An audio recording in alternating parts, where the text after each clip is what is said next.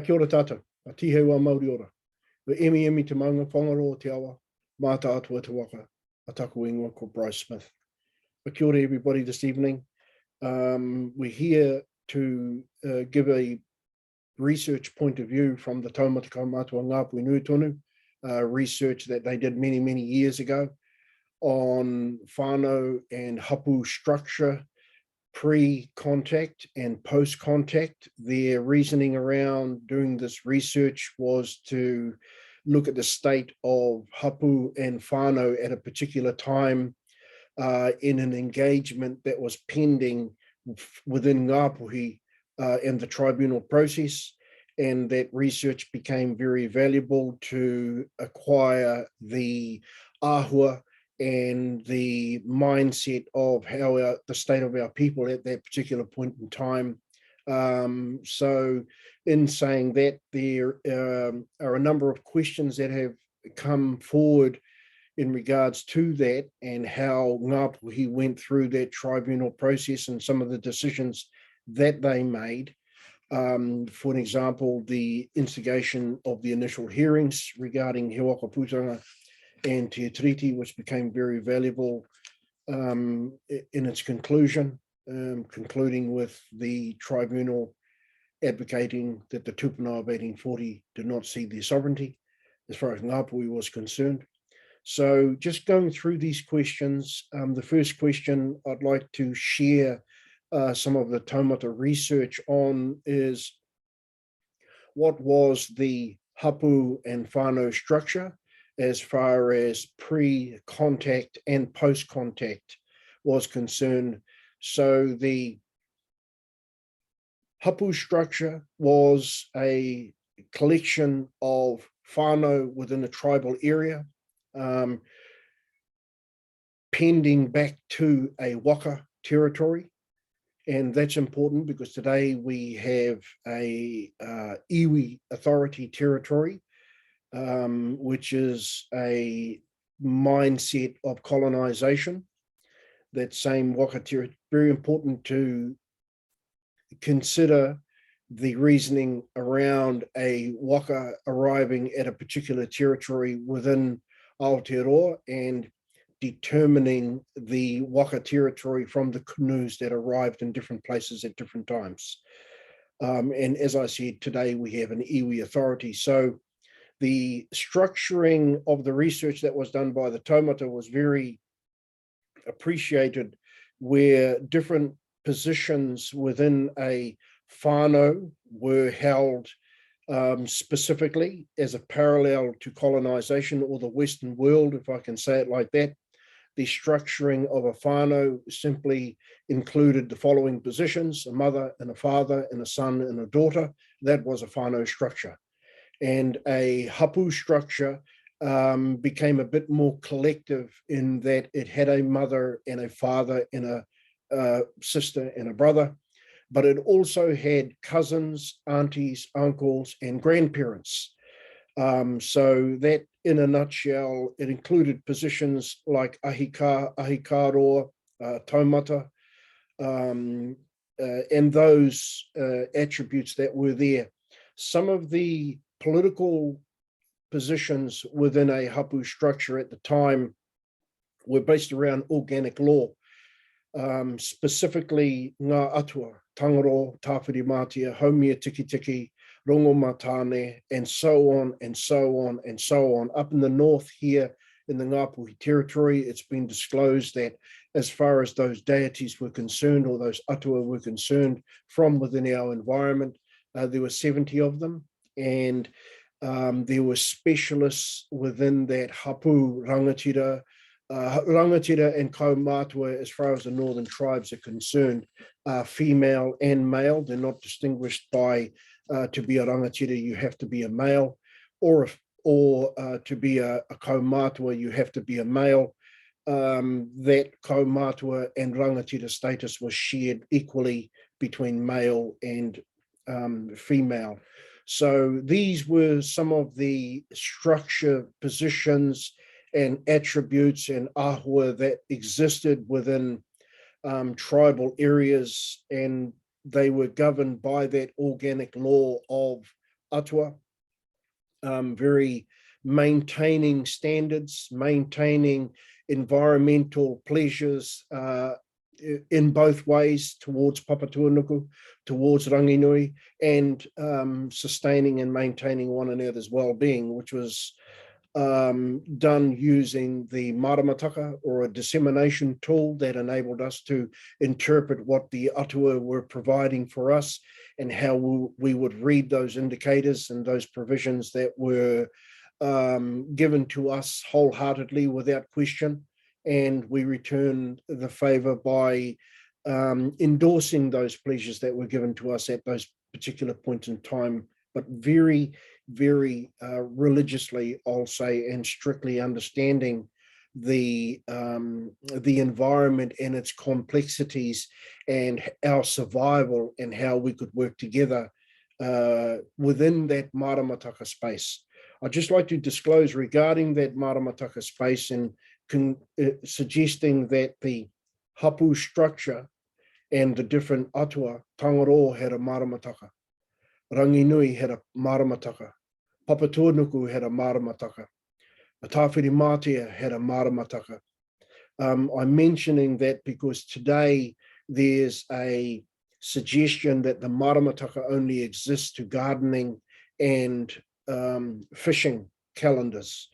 I want to be very, very specific here. In the 70 atua that we reside by here in the Northern Tribes, that there are in fact 70 maramataka that disclose the behaviour or the āhua of that particular atua. So I hope that's a little bit of an explanation as to pre-contact and what a hapu structure and behaviour look like, and what a whānau behaviour and structure look like at that particular time. Right, the second question, or the next question we have here, when did the change happen? Now, this is where a lot of the research was done by the taumata to identify the sequences. So if we conclude or begin this part of our answer or to this question, when did this happen, we could indicate that the colonizing was the beginning. The intention to colonize Aotearoa was the beginning. So if we talk about the colonizer, or more to the point, Captain Cook, it could have begun because when it's been in the antithesis or the myth and legend that Captain Cook discovered Aotearoa. As we know through our tribunal process in the north here, it was disclosed that Captain Cook actually had military orders that he left England with to come to Aotearoa and begin the process of colonization and mapping and all of those kinds of things, gathering intel. It is a military strategy, the beginning of colonization. So as far as when did that change happen, it was when Captain Cook were given military instructions to come here and claim sovereignty over Aotearoa through his right of discovery processes. So the first instance of those changes, as we know, that are well recorded in history, I would like to disclose as far as what the taumata researched was to get our stories and twist them so they became myths and legends, to get our tohunga who held the knowledge of our environment and assisted tribes and suppressed them through, as we know, the Tohunga Suppression Act. So when did the change happen? The change happened almost immediately, if not before Captain Cook left England to come here. So the next question that I'll lead into from the second question, where were those impacts felt the most? So the first tool that was used in the research from the taumata to, as we know, that the main attribute of colonization is to divide and conquer. So they used religion in the first instance to divide. When religion arrived here on our shores, as we were labeled savages by religion, and we were given all those derogatory names specifically by religion to associate us with devil worshippers as far as the Bible was concerned. And God was portrayed to be a disciplined person. And if you didn't bow to God, and if you didn't pray to God, and those kinds of things, and behave in a manner of the 10 Commandments, then you would be disciplined. So I have my own personal opinion on that, where the good person actually does the disciplining and threatening, and the bad person, called Satan, really did nothing at the end of the day.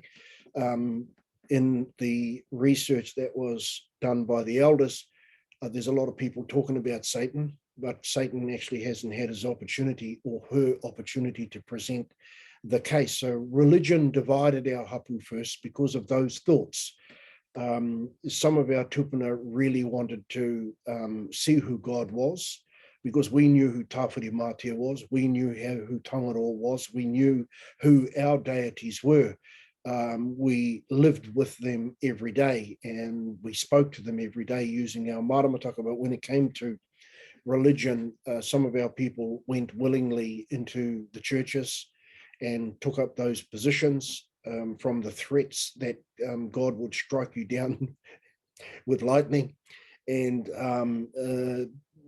you're damned if you do and you're damned if you don't, because Satan was going to do the same thing. He was going to take your soul and curse you, and you were going to live in a fiery hell. Our hapu were divided. They were split in half by religion, with their own religion that they lived by for thousands of years, and this new religion that came, created, and using the method of fear to impose on some of our people, knowing that our structures had strong and weak within a whānau, or kind, I'll say, not weak, people in there. When religion did its thing, and I mean no disrespect to religion, but we're talking about the Church of England, we're talking about the Catholic Church, and they hold most of our land right now, the Presbyterian churches, and those types of religion that used the strong arm of God to get us to comply and remove all of our carvings out of our marae, and behave in a manner that suited the ability to be colonized very, very easily. To capture the other half of the hapu within Aotearoa, they brought in politics. And if I can go to immediately today, what does a hapu hui, or a hui in our marae, look like today, from what it used to look like pre-contact, which was very, very disciplined. We didn't have a police force, as you know, back then, but today we need a police force, and those police force are they support the governing structures of our marae, or the trustees. They impose laws on our trustees, that impose laws on the whānau, and impose laws on the hapu. Even just getting access to our marae has become somewhat a task to deal with tribal matters. So when a take comes into the marae, the take that I personally would like to have come into the marae was the vaccine. But that's neither here nor there today. People were given the individual opportunity to make those decisions themselves, and they went ahead and did it. Does a vaccine, if I can use that subject as an example, is a vaccine have an impact on hapu, like our te reo, like our suicide, like all the other things that government bring to our marae, the land claims? Why didn't the vaccine or the global pandemic situation get that same opportunity? Maybe that opportunity will come. But when a topic comes into our whare and put on the floor in a very, very significantly cultural way, it's given opinions from those colonizing tools. The first opinions that we witnessed when we did this research were religious opinions. And as I say, no disrespect to religion. But my aunties and my uncles who are very loyal to the different types of religion here in Aotearoa, except the pre-religion or our culture, I'll say it like that. So we have a Catholic opinion, we have Protestant opinion, we have the Church of England opinion, we have the Ratana opinion, we have, even today, we have the Destiny Church opinion, and most marae have a Rastafarian opinion. You can smell it wafting through the whare around the back of the marae. And I mean, as I said, I mean no disrespect. And then once the religion has given their opinion on a subject, knowing full well some of the biggest global wars are caused by religious opinions. I remember being younger and looking at why is Iraq and Iran fighting with one another? Why are the Muslims fighting with one another? It's because none of the religions have unity. So when that's done, whoever's governing at that particular point in time begins the corridor to try to condition everybody into their way of thinking. And let's say today we have the Labour Party. So our staunch Labour Party family members, like brothers and sisters, and again, aunties and uncles, stand up and give their opinion in a marae on a subject that belongs to our hapu. And once they've done their thing, the opposing party, and in this case, National Party, stands up and calls my Labour Party cousins and brothers and sisters a bunch of liars, and starts to give their pitch on what they believe the hapu should do. And then we have the minor parties have their say. Green Party jumps up and has their say, and Māori Party jumps up towards the end and does a haka and calls them all silly people and all this kind of thing. And you live in the Western world, but Māori Party are governed. They're in Parliament, for Christ's sake. So I'm just making the clear point that when a take goes into, and it's normally our runanga that are facilitating these ways.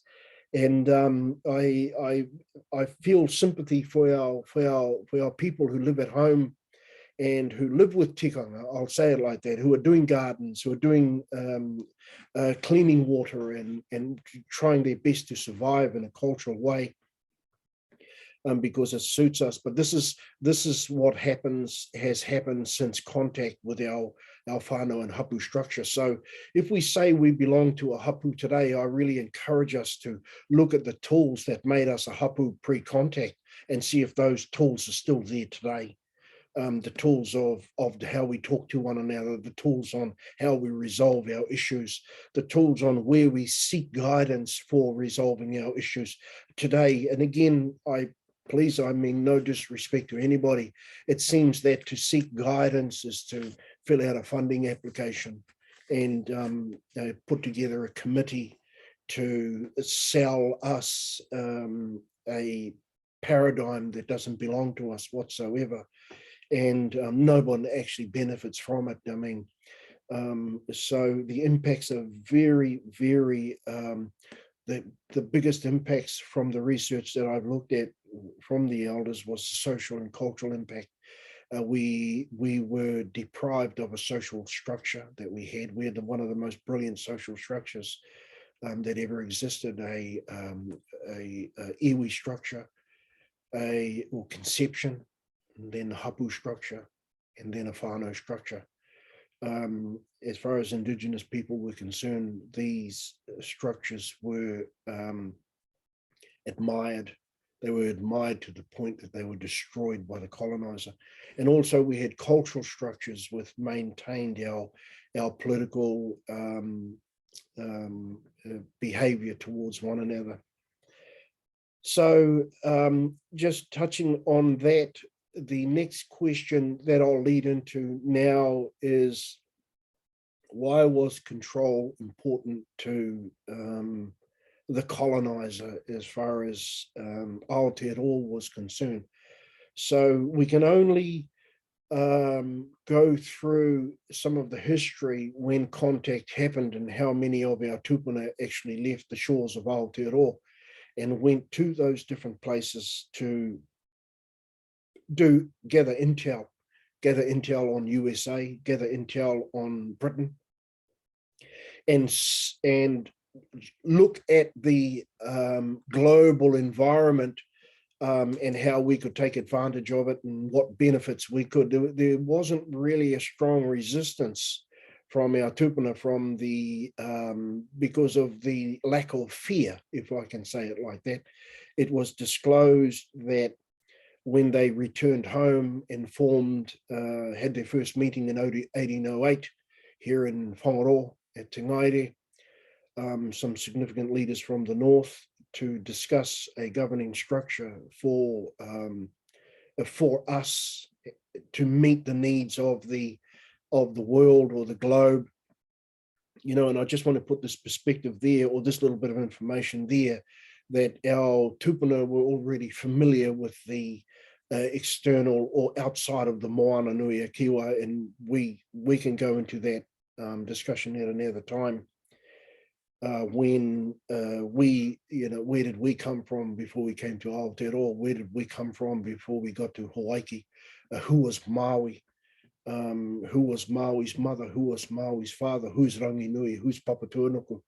I just wanted to, the te ao is our environmental system, so we knew. I guess the control for the colonizer is a simple behavior of that.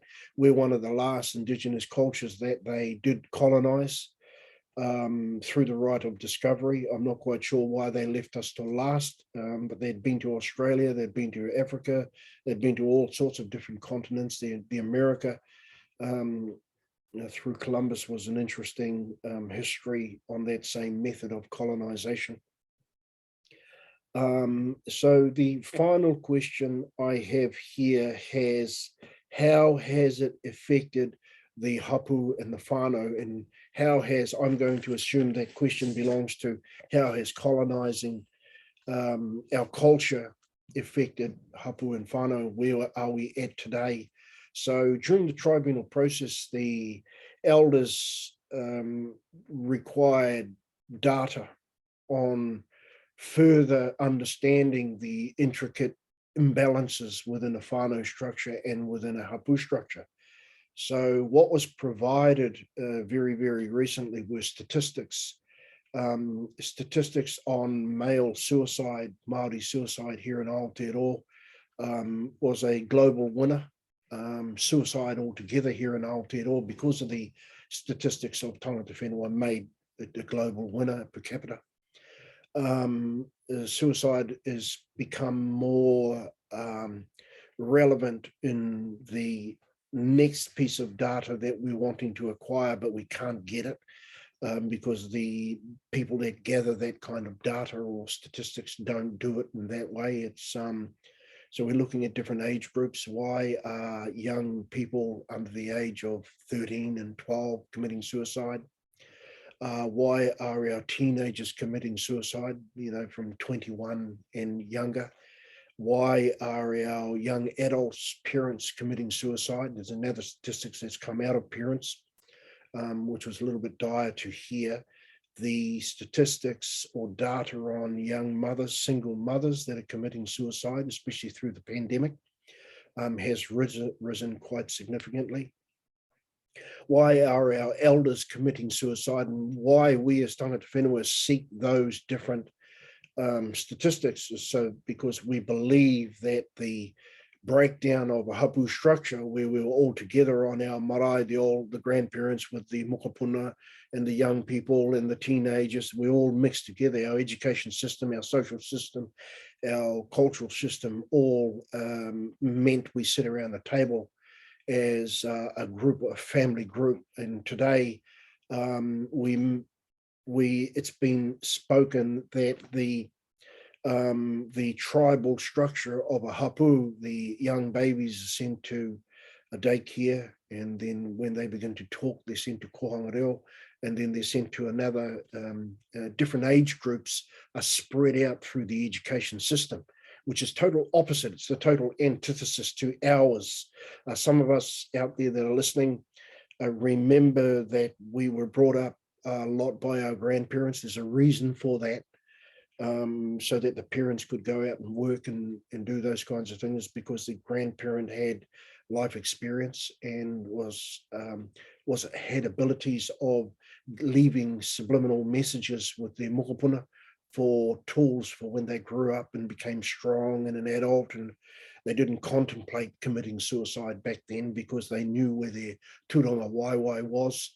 I really, really am saddened by the many, many requests from my own whānau and from my own hapu and from our tangata whenua, a grouping of people who are mature adults and they still don't know where their marae or who they belong to or where they come from.